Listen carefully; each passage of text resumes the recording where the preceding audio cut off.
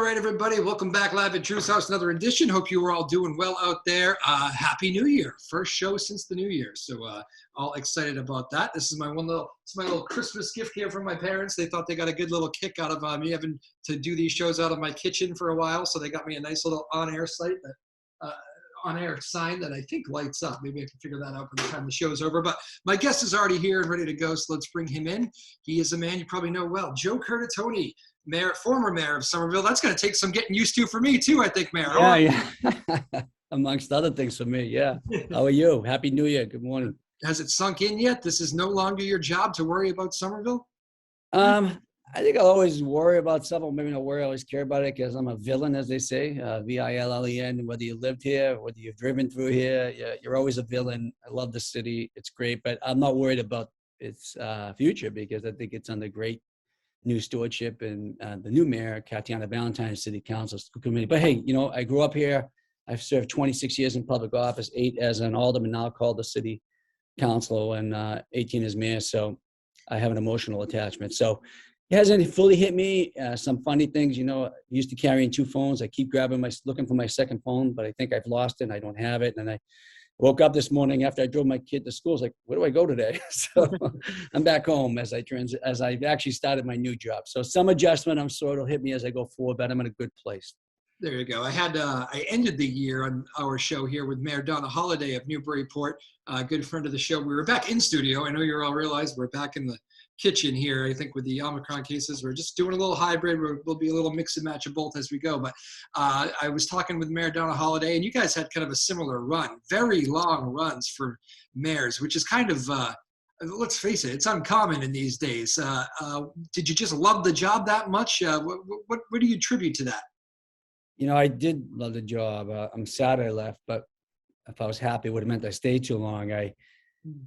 It's the best professional experience I've ever had. You know, because of the people in the community, when you're at the local level, I just think it's special in a place like Somerville, much like for Donna Newburyport. You know, you feel that connection and the impact of what you do to people's lives, and you can make a difference.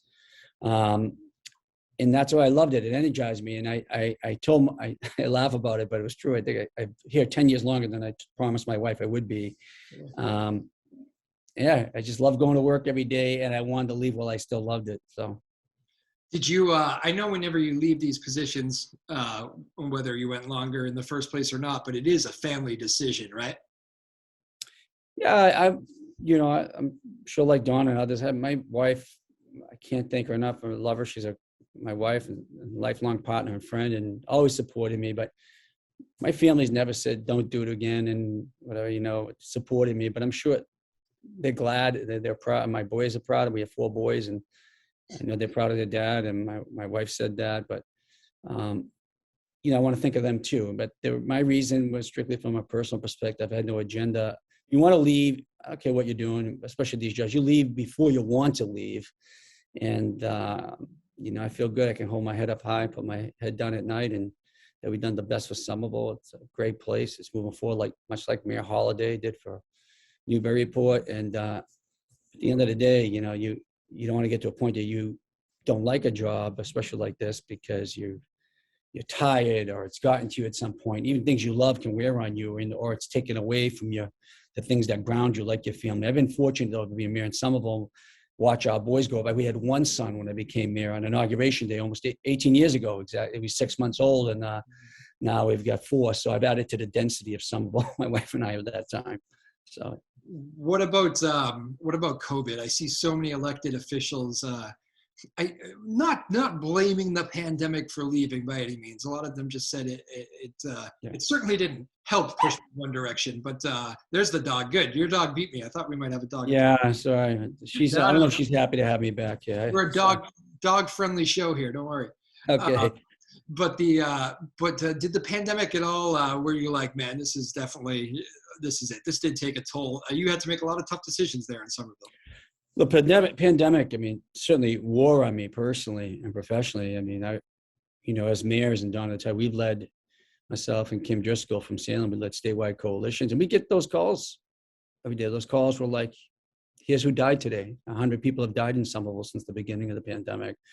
who's getting evicted, who's losing their lifelong belongings and saving, who can't feed their family, and you're on your own and in that office, and you pray and in tears sometimes, saying, "Am I doing enough? Am I doing enough?" And I was grounded because of I was grounded, and it was remained strong because of my family, because of my community. I'd hear stories who was helping out to feed a family, delivering groceries, shopping local, checking in on someone who's elderly or frail or immobile.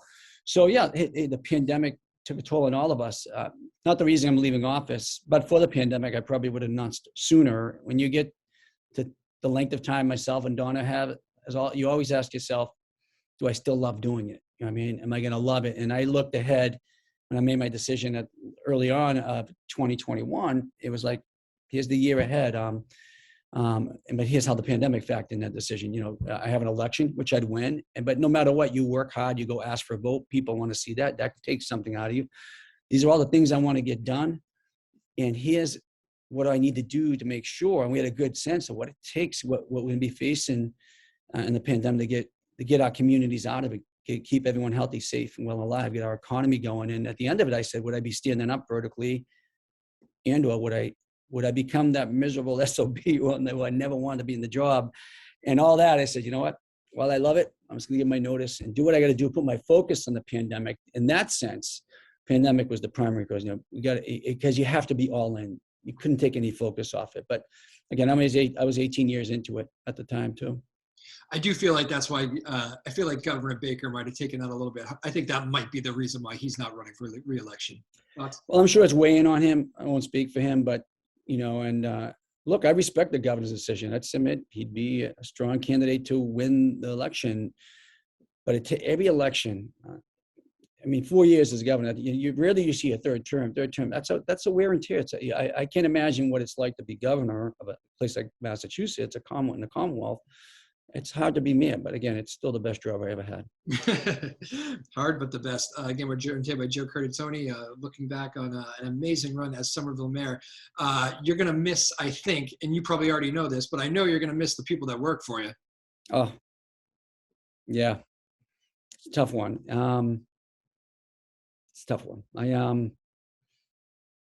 What was hard for me, if you don't get the sense, I'm an extrovert. And I hate to complain because it sounds selfish. What was hard for me in the pandemic is being in that office. And literally for the first 14 to 16 months, I was by myself. And I remember the day clearly in 2020, right after we had a meeting with all the statewide local leaders in Somerville, in person, most, and some calling in March 12, 2020, shortly thereafter. Might have been days. I said to my team, wrap it up. Hopefully we'll see each other again soon. And there's some I just saw recently. They energized me. The talent we had in Somerville, I can honestly say, and I'll argue at this point when anyone debated, the most talented public administration in this country. I was lucky, but it's also, 18 years doing this job, I'm still a student. I learned so much from them, from my community. They energized me. And I'm sure Donna will tell you, it's a bit anticlimactic how it ended because there's no big celebration. I had to do even my final speech virtual, but even the new mayor had to do her inauguration virtual. It's just the times we're in. And you cannot, the professional and personal relationships I built up in over 26 years of public service, 18 as mayor, is something I take away with me. They're dear friends. But I told them, once things get better, we'll do a big bash every year. With my band, the Uncivil Servants, that will play. So, yeah, man, they fueled me. One of the reasons, the hardest thing about leaving, man, one of the hardest things about leaving. Yeah. Are you in a band? I don't think I realized that about you. I am. And that is a direct result of COVID, to be honest. I needed this. It put 5 years back in my life. It made me survive all the way to the end. So. No kidding. Well, when we're back in studio, we do a lot of music shows with local musicians. We'll have to have you come on by. Yeah, we are the Uncivil Servants. I think all of us, with the exception, well, I'm no longer a public servant in terms of working with the city. The majority of the band is. So, and we, so another result of being in an abnormal, curious, freaky place like Somerville. I played 6 instruments growing up, all from this community I learned. So. Wow, very cool. It's such a great music city too. You get the beer. I always say wrong. Give me the correct pronunciation of that place. You got to say it with the Irish. Somerville. The Burn, right? The Burn. The Burn. Yes. The Burn. Look, Yeah. we say the Burren. I'm not Italian, but I married Irish, so the Burren. And I can't say I haven't. I'm not even a beer drinker. I haven't had a few Guinnesses there with Tommy McCarthy and his team over there. But the Burren, yeah, Burren, yeah, all right, very good. A great venue around. yeah. Great Music City, is a lot of them are, but Somerville's a great around here. You mentioned how you get those phone calls, the ones that some lead to tears, some are whether it be somebody who's died or somebody who seems to be not being able to put food on the table. The other side of that has been those businesses that you had to, like so many communities, had to shut down. I'm sure this was one of those things, right? COVID, where I mean, as a politician going into this, you're going to have some decisions that no matter what you do, that some people are going to be angry. This was like, this put that to a whole new level, like where decisions that you make to try to save lives could just immediately shut down businesses. And I can't imagine being in your position, any public leader. I mean, those choices just must have been heartbreaking to make. You know, those were not tough decisions, tough conversations, I would say. Let's go back at the beginning of the pandemic. We had a president who didn't just contradict, but undercut all the science and data and efforts to keep our nation, everyone in our nation, healthy, safe, and alive. And that was difficult. We politicized public health response. And then even in this Commonwealth, look, I agree with the governor on some things. I don't agree everything on this pandemic response, because you can't have 351 cities and towns and 400 plus school districts figure it out on their own. It has to be all hands on deck. We weren't fighting the business community. We're still not. We're not fighting the economy. We're fighting the pandemic. And at the end of the day, the conversations I had with the business community, even last week, went like this. I'm going to tell you what we know. I'm going to tell you what we don't know. We're going to be ethical about it. And we're going to tell you why we're doing what we're doing. And many times, especially a year ago, when we didn't have vaccines in place, so the conversation was like, look, we're not making choices on convenience. And it's not the pandemic that's hurt. It's not the guidelines or restrictions that's hurting your economy, the economy, your business. It's the pandemic. We're fighting the pandemic. And we had to be all hands on deck. And look, working with Donna and other municipal leaders, we worked with the Commonwealth to get several $100 million back to businesses. In Somerville, we did what Commonwealth and other places wouldn't do, give money directly to businesses and their employees to sustain, especially the restaurant industry, which is a stressed industry anyway, to survive, including recapturing the public realm. We did those things necessary. That's why it's also important to keep people in their homes, not allow them to be evicted. It had to be all hands on deck. And it's difficult, but if consumer confidence wasn't up, and we put it in this context, if people don't feel safe to go out to eat with their family or friends, that's what's going to hurt you.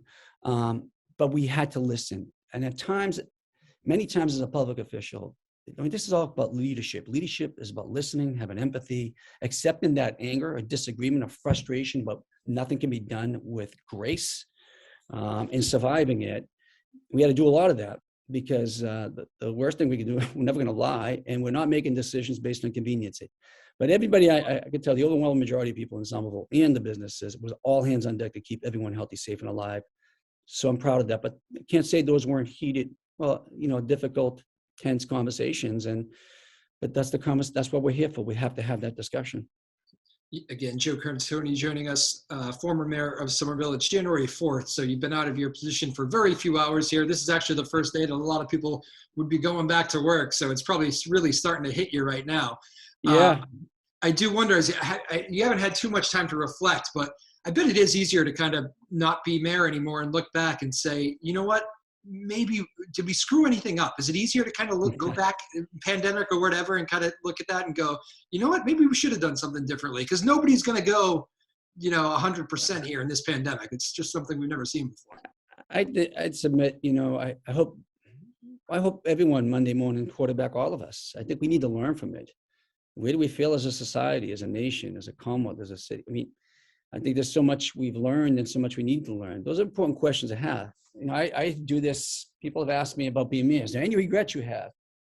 Sure. Anything you wish you did better? Yes, everything. I mean, one of the most humbling things I've learned to do as a leader is to go back in every moment, even those ones where a third party, the media, or someone said, the mayor and the city got it right, and ask yourself, what would leadership have looked like in that moment? And this is humbling. It's hard. We take a journey on how to attack the pandemic, on a major development, any issue, any policy issue. We're rowing across that river. Who did we leave behind us on that shore that we should have took us on that journey if we went that extra mile? That is humbling. That's leadership. That's what I mean. Leadership is about listening, about having empathy, and being ethical about how we communicate and tell people what we're doing. And I'm proud we've done that all along. So, hey, yeah, is anything you wish to do better? Yes, everything. And, I think it's how we approach the work. How do we define the work? Who owns it? And how do we engage folks, every stakeholder and ally on that? I think, making the job of mayor, it could be the hardest job in the world, but the most fulfilling because you're up close to it. You're up close, you touch, you feel, you see the impact of what you do or what you abdicate to do. It's not abstract in any way. And I'll always miss that. I'll always miss that. You mentioned I like the action too. I love the engagement, whether it's good or bad. Yeah, I was going to say, is there like there is like an adrenaline buzz you get, right? I mean, you're always doing something, running somewhere. It's kind of like if you're a baseball fan, which I am, a Red Sox fan. It's almost the perfect analogy on the sports side. Being the mayor of Somerville is great because if I'm climbing that ladder aligned to this social compact of improving the lives of people, place, and planet in Somerville, making it an exceptional place to live, work, play, raise a family, grow old in. When I never have to look over my shoulder, there's 81,000 plus people with me, but like a Red Sox player, if you're on that hot streak, they're cheering you on. One bat at bat, they're going to grab your leg and pull you back down that ladder and get you back to reality. Just like the fans are going to let you have it. But I love that energy. I love that. And I missed that a lot. And, not seeing people up close. Even City Hall was this bustling place and it's quiet, even though it's been open technically since last July, since the summer. That really energized me every day. Like it gave me an adrenaline. That's probably why we're here 18 years. I bet it did. I'm glad you said you're a Red Sox fan. It would have been weird if you came out as like a Yankees fan at this point. Yeah. But we all know what that's like, right? We're Red Sox fans. You're doing great, doing one bat at bat. Yeah, you're on the bad list. So we were just talking. I was talking to my uncle the other day. I was clearly old enough to remember. It was one of my early Red Sox heartbreaks. Was the Aaron Boone home run, and I was like, did they fire Grady Little? Like the next season, they did. When it came in, and my uncle was like, "Yeah, man, he didn't do opening day." I was like, "Man, just like looking back, like you take your team to ALCS games." Remember that Grady Little is the snowstorm where you didn't plow the street analogy as mayor. You can be a great mayor and all these things. I remember I've advised everybody who was running for my seat my former position as mayor, running for the seat, that when people walk out their door, what they touch, feel, and see is going to matter to them. So one bad snowstorm, you don't plow the street, you could be out. And there's a famous story of the mayor of Chicago in the 80s. Oh, her name escapes me. It's written about. Her daughter actually went to Boston College with her daughter. It was one bad storm coming off the lake in the winter, and she wasn't reelected. And it goes back to that at the end of the day. So that's the Grady Little analogy, right? One bad, you didn't pull out Pedro when you should have. See you later. You lost that game. It is crazy. Go to the LCS, but no, you couldn't get it done here. That is wild. What is snow like the worst fear for a mayor? It's like a bad snow. Not anymore. Besides the pandemic? Right now it's the pandemic. I mean, the worst fear at that, it doesn't snow as much. It's unbelievable. Today's in the teens. The other day was 50. Yeah. And, but one of the worst fears, if you go to, you're on February vacation, you happen to go to Florida, your family, you have a major snowstorm here and you're not in town. That is a fear. But we in the depths of the pandemic, I remember we're having meetings and jokingly, like, it's great to talk about snow today. Let's talk about anything about the pandemic today, Yeah. In light. The worst fear is, again, those calls at that night. There's a loss of life, an overdose, death, a tragedy, an officer who was killed on the line of duty, those stories, or like, again, the pandemic, who's died. I mean, that is the thing, right? Because that phone is on. That phone is always on, right? It's like, it's next to your bed. 24/7. There's no breaks. It's 24, and that's the way the job should be. It is a 24/7 job. Fascinating. You're probably that's gonna take some getting used to, not having the phone right next to your bed. Yeah, I've been officially, I actually worked up until the new mayor was sworn in yesterday morning. I was home a little bit yesterday afternoon, and this morning, I think my wife is already sick of me. I don't blame her. Like, I'm used to having the phone and going to do like, it's like, hey, you're not going to go someplace today. I'm like, yeah. Can I figure it out? I gotta ask you that. I watched this from afar. I really don't know the details. I'll be completely honest with you. I didn't care too much. Some people in the industry seem to care more. What the heck happened with you and the Kirk Minahan thing? Can handle that however you want? Yeah, I will. It's interesting because I listened to all the sports stations. I know the EI and the Sports Hub over there, and he's on there. Not anything personal. So at the time, I guess gonna get past the pandemic. It was before that. It seems so long ago, and it wasn't that long ago. Yeah. It was a call. It was a phone call that he called and said he was Kevin Cullen, someone else, and then got me. And my understanding, I was speaking to Kevin Cullen, and I gave permission to speak to Kevin Cullen, and he did it. If that's what you're talking about, that thing. Yeah, He was irate with me about many things, but that's all it was. Nothing personal. I just felt, hey, if you want to use you want to use your name, I should be honest about why you're talking to me if I'm going to put it on my show. For me, it's like, just be straight. Don't lie. Because I don't. He's not a Somerville resident, right? No. I don't sure where Mr. Minaham's from. I thought someone told me Lexington, but I don't know for sure. Yeah. I don't even know if he's on any video, but I actually would listen to all the sports talks because I'm a rabid Boston sports fan. So yeah, it was interesting. Yeah, I was wondering why. I was wondering how you came across his aim at some point. I don't know. I come across a lot of people's aim. At the end of the day, you mentioned it earlier. I think you alluded to it. Someone said, "Well, when I became mayor, someone said, hey, every time you make a decision, you piss off 20% of the people." Yeah, I'll tell you that's not true. It's more like 55-45. So you're in every way, or you disappoint them. But you grant. So yeah, I have no personal hard feelings. I don't take any grudges. Yeah. I think we're all ditching any grudges here as we turn a new leaf, right? Yeah. Life's too short. Life's too short. Well said. The final couple of minutes here with Joe Curtatone. You mentioned some of the the tough stories you've had over the last couple of years. Is there one over your run that just made you say, this is why I do the job? I know you probably get a million, but is there one that you'll never forget, some story that caught you off guard?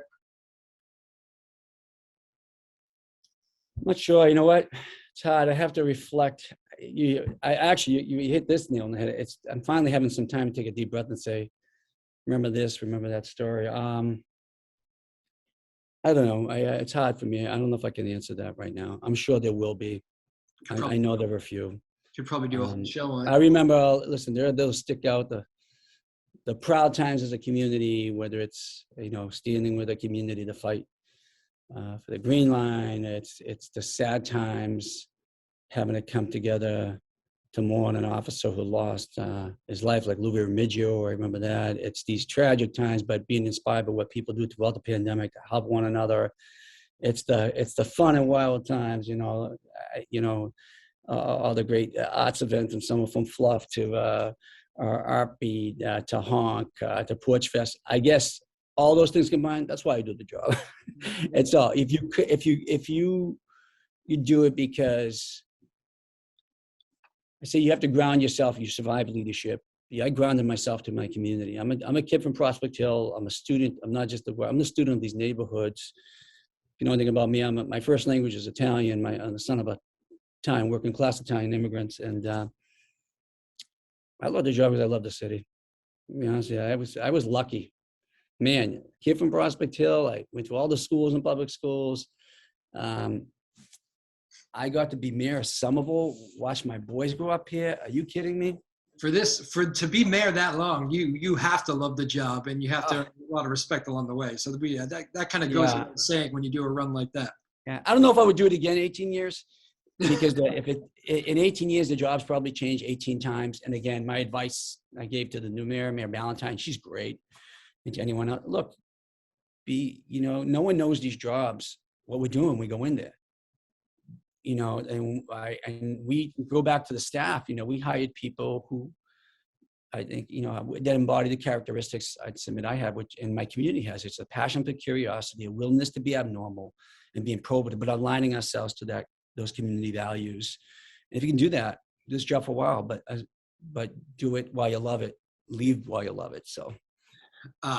That's good stuff. Last one here with Joe Curtatone, the former mayor of Somerville. What has it been like for you? You grew up there. Even when I was a kid growing up, like I lived in Boston for many years, coming out of college.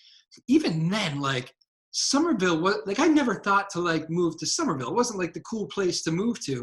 Suddenly, over like the last 10 years, like Somerville, you mentioned some of the art stuff going on. It's like an artsy, cool place to be. Like it's for young people. Like it's a cool place to live. And that little bit that might be Boston getting too pricey, and that's generally what happens. But Somerville is a cool place to be now. Well, we were in, I don't, I probably repeated it 4 times in the last 18 years because my branding experts told me not to do it. Is we were known as Slummerville growing up. Yeah. I hated it. That really pissed me off. And even we had some of that when I became mayor, even though there was great work done by previous leaders, Mayor Gene Broom, Mike Capuano, Dorothy Kelly Gay. Somerville's always been a diverse community. My family were all kids. We were all either off the boat. Our families came from Ireland, Portugal, Greece, Italy. It was always a connected, creative place, artists, hardworking, blue-class people.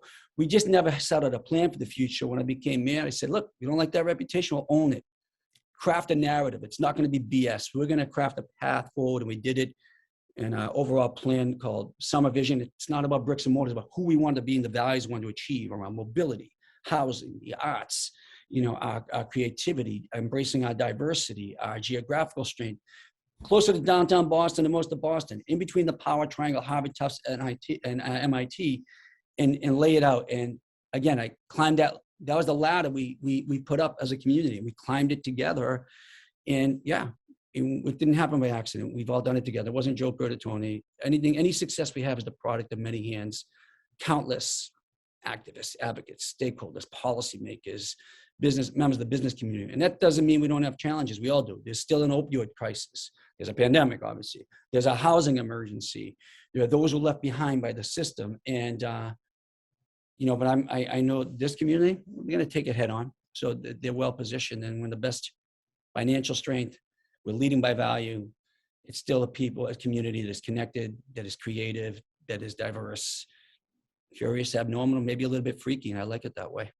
Very good. That's a good way to end. I want to do 1 minute of rapid fire with you. First thing that comes to mind, you got to answer, okay? Okay. All right. You gave us Red Sox as your favorite team. What was your favorite player of all time? Dwight Evans.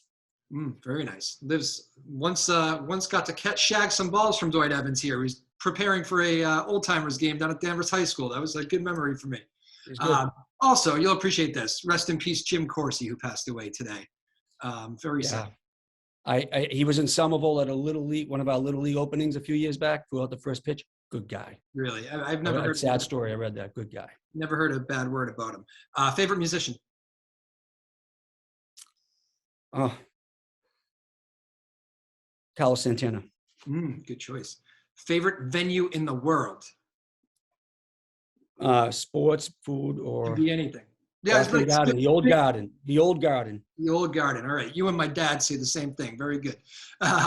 Favorite, you get the favorite venue, favorite city other than Somerville? This is a good one. Paris. Paris. All right. What do you like most about Paris? Sidebar. It's connected a lot, much bigger, connected away with Somerville to culture, diversity, creativity, walkable, bikeable, history, art. Yeah, like it. And the last one, we get a lot of the high schoolers on this show from time to time. They'll come visit in the studio if they've had a big week, whether it be on the playing fields or whatever. Some of them are figuring out what they want to do with life. I ask you, Joe Curtatone, what is the best professional advice you ever received? Chase your dreams. Get involved, whatever you do professionally, into the public and political process, because we need your ideals. Good stuff. Joe Curtatone, that was fun, man. Thanks for taking some time with us. I know you've been not mayor for not very long, but we appreciate you spending some time with us. It was fun. Well, I appreciate someone wanting to talk to me still. It's good. Very good. Joe Curtatone, man, Happy New Year to you and the family, and talk again, all right? God bless. Take care, man. Bye-bye. All right, Joe Curtatone, the former mayor of Somerville. Nice of him to join us here. See that? It's not lit up yet. Let me figure out how to light it up. Figure that out at some point on air. See that from the kitchen. Excellent. We'll have fun with that. at some point. Thanks, Mom and Dad. But yes, former Mayor Joe Curtatone of Somerville, nice enough to join us. And for all of you, the Omicron and Delta are still raging out there. I hope everybody is doing all right. I'm like this time around, I know so many more people with it, so it's everywhere. Hopefully you're staying safe and staying healthy, and hopefully you're vaccinated up and getting through this kind of tough time. The cold weather, crazy. But stay healthy. Happy New Year. Thanks, Joe Curtatone. Live at Drew's house. Peace.